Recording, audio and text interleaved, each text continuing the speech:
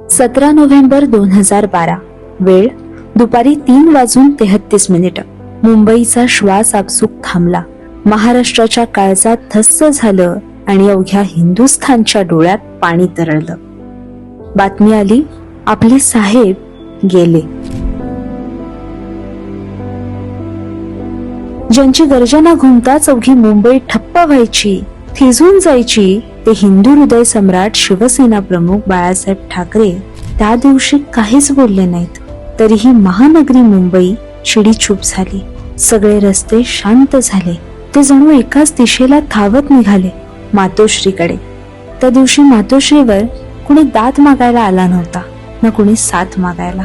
प्रत्येकाला फक्त आपल्या साहेबांना एकदा डोळे भरून पाहायचं होतं.